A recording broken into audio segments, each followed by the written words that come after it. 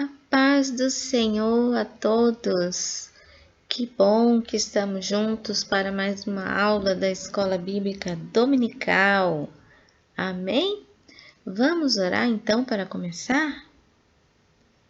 Senhor Deus, obrigada por este dia que o Senhor preparou para nós.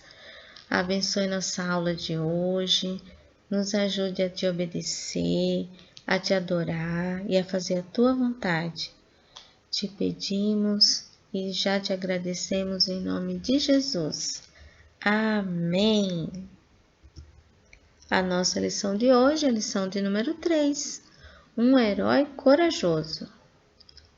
A nossa história se encontra na Bíblia, no primeiro livro dos Reis, nos capítulos 17 ao 20. Texto do dia. A oração de uma pessoa obediente a Deus tem muito poder. Tiago, capítulo 5, versículo 16, na parte B. Resumindo, a oração move o coração de Deus e o leva a agir em favor do seu povo. Glórias a Deus. Vamos memorizar agora o nosso texto do dia. Vamos lá. A oração de uma pessoa obediente a Deus tem muito poder. Tiago, capítulo 5, versículo 16, parte B. Mais uma vez. A oração de uma pessoa obediente a Deus tem muito poder. Tiago, capítulo 5, versículo 16b. Nos dias do profeta Elias, Acabe era o rei de Israel. Acabe era casado com Jezabel, uma mulher muito má. O rei Acabe adorava a um deus chamado Baal, fez até um templo para ele. Com isso, o povo de Israel se afastou dos caminhos do Senhor. Então, Deus enviou um mensageiro para dar um recado muito importante ao rei Acabe. Ele enviou um profeta, o profeta Elias. Quando Elias visitou o rei Acabe, disse assim: olha, Deus manda dizer para você que nos próximos anos haverá uma grave seca no país. Não cairá uma gota de orvalho, uma gota de chuva, enquanto eu não ordenar. E assim aconteceu. As plantações e animais, os homens, estavam morrendo por causa da seca. E o rei Acabe ficou furioso, procurando matar o profeta Elias. Procurando matar os profetas de Deus, né? Por isso Deus mandou que o profeta Elias fosse morar perto de um ribeiro. E o Senhor cuidou dele. Aleluia! Todos os dias Deus enviava os corvos, né? Que são esses pássaros, levar pão e carne para o profeta. Aleluia, glórias a Deus, né? Que Deus maravilhoso. Então Elias tinha água do ribeiro e comia todos os dias, porque os corvos levavam tanto pão e água para ele. Aleluia, glórias a Deus. Quando o ribeiro secou, Deus então mandou ele ir para a cidade de Sarepta e lá ele iria encontrar uma mulher, uma viúva que morava lá com seu filho e queria cuidar também do profeta Elias.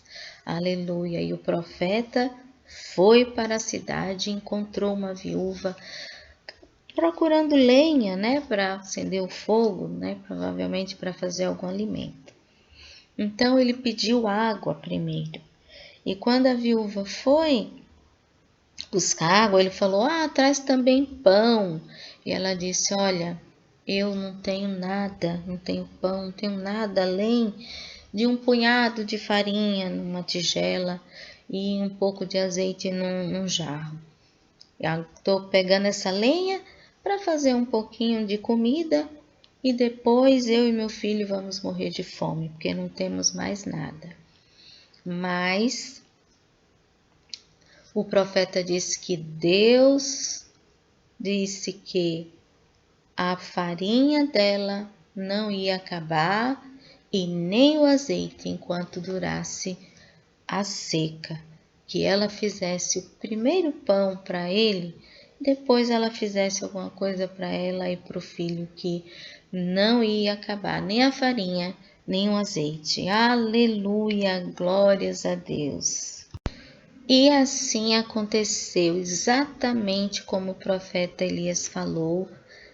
Deus multiplicou ali a farinha, não acabou a farinha, ela fez o pão para o profeta e a farinha dela não acabou e o azeite dela não acabou. E durante um tempo eles ali se alimentaram, comeram, né? Não passaram nenhuma necessidade. Mas aí o filhinho dela ficou doente e morreu. Então ela ficou muito triste, foi reclamar com o profeta. O que é que eu fiz? O que é que eu fiz, né? Por que que isso aconteceu? Por quê? Que fiz, homem de Deus? Por que você veio aqui e aconteceu isso com meu filho? Por quê? Né? Então ela ficou questionando, ficou triste, porque ela já era viúva, já tinha perdido o marido, agora perdeu o próprio filho. Mas o profeta Elias pegou o menino, levou até o quarto onde ele dormia e orou. Primeira coisa que ele fez, orou ao Senhor, orou. E aí o menino voltou a viver. Aleluia, glórias a Deus. Não é maravilhoso, crianças? Deus é maravilhoso. Ele cuida mesmo dos seus servos, dos seus filhinhos. Ele cuida de você, ele cuida de mim. Tudo que você estiver precisando, ore, ore, ore. Aleluia. Mas em primeiro lugar, nós temos que ser obedientes e fiéis a Deus, né? Obedecer a palavra, obedecer a Deus em primeiro lugar. Aleluia, glórias a Deus. Depois o Senhor mandou que ele fosse procurar o rei Acabe. Depois de 3 anos e meio, as pessoas ainda não tinham se arrependido. 3 anos e meio sem chover, o povo morrendo de fome, os animais morrendo de fome, a plantação se acabando e o povo de Israel ainda não estava obedecendo ao Senhor Deus. Então Elias falou com o rei Acabe assim, um desafio. Você convoque aí os 450 profetas de Baal, mande lá para o Monte Carmelo. Também chame todo o povo de Israel e mande lá para o Monte Carmelo. Então o Elias vai fazer agora aí um desafio. Aleluia. Acabe reuniu todos no Monte Carmelo e o desafio era o seguinte. Aí o profeta Elias está explicando, né? Seriam feitos sacrifícios sobre altares de pedras e orações para que caísse fogo do céu, a fim de queimar os sacrifícios.